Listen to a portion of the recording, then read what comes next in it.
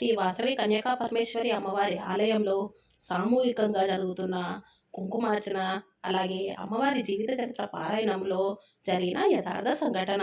జై వాసవి, జై జై వాసవి.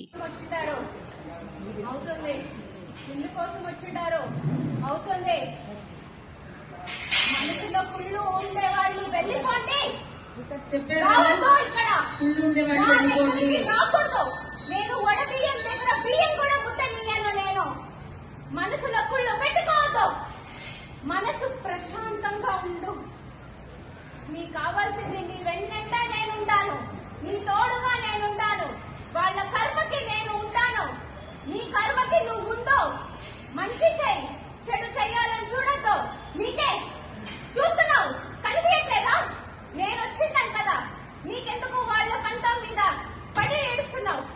పడద్దు, నేను చూసుకుంటా. అందరికీ చెప్తున్నా, నేను చాలా సంతోషంగా ఇన్ని రోజులు నా బిడ్డ వస్తుంది అనుకున్నా. ఈ రోజు నా బిడ్డ వచ్చింది. నా బిడ్డ నా మీద కోపం చేసుకుంటూ వెళ్ళిపోయింది. రా అంటే రాలేదు, నేను పిలిచినా రాలేదు. ఈ రోజు వచ్చింది, మనసు పూర్తిగా వచ్చింది. సంవత్సరం నుంచి అనుకుంటున్నాను నా బిడ్డ వచ్చింది. నా బిడ్డకేం కావాలని నేను ఉంటాను. నా బిడ్డకి చెడు చేయాలని చూసిన ఏ ఒక్కరిని నేను విశ్వశాంతిని కోరుకుంటున్నానమ్మా. మన ప్రపంచంలో మన హిందూ ధర్మంకి చాలా అన్యాయం జరుగుతా ఉంది.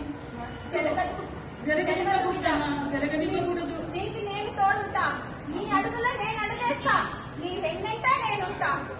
ఎక్కడెక్కడో నుంచి ఎక్కడెక్కడో నన్ను కలవాలని చూస్తూ ఇంత దూరం వచ్చావు కదా, నేనున్నాను బిడ్డ, నేనుంటా.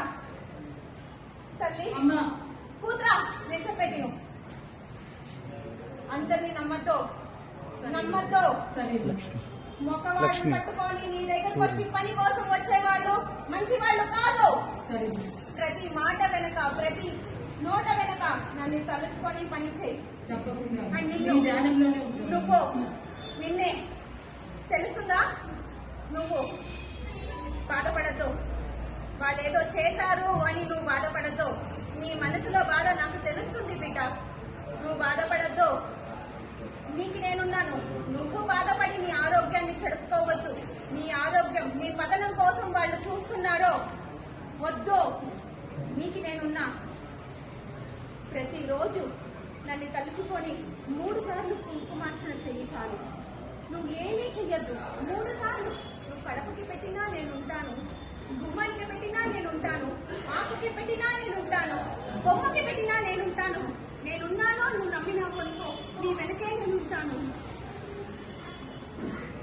నిన్నే ఎందుకు నీకంత రోదన? ఏ రోదనతో ఇక్కడికి వచ్చావు నువ్వు? వద్దు, మనసు శాంతంగా ఉండు. నీ రోదన వినిపించదు తల్లి, వినిపించదు. చెప్పు, ఏదో చెప్పాలంటున్నావా?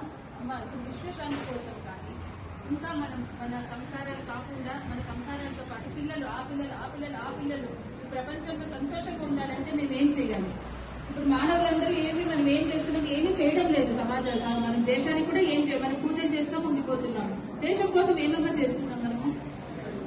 మన సంసారాలు ఎప్పుడు మన పిల్లలు, మనది, మన చుట్టూ ఉండేవాడు, వాళ్ళు ఇట్లా చేస్తారు, వీళ్ళు ఇవే సరిపోతుంది. దేశం ఎప్పుడమ్మా మనము మంచి ఒక సమాజానికి మనం దేశం ఒకటి మంచిది ఇవ్వాలి కదా. ఎలా అమ్మా? మార్గదర్శనం ఇవ్వండి, చెప్పండి అమ్మా.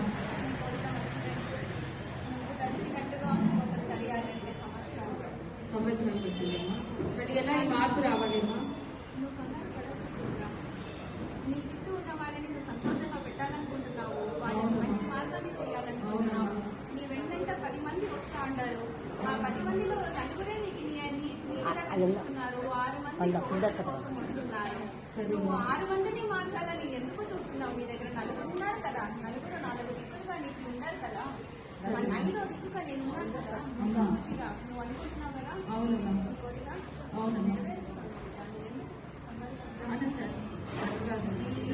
సంపదలో ఉండాలని కాకుండా పక్కింటిలో కూడా సంపదలో ఉండాలని కోరుకుంటున్నావు కాబట్టి నీ కోరిక నేను నెరవేరుస్తాను. వాళ్ళ కర్మని సరిగ్గా ఇస్తాను. శాంతి కోసమే నేను చెప్తున్నాను. కానీ శాంతి వాసవాంబకి జై జై, కన్యకాంబకి జై జై.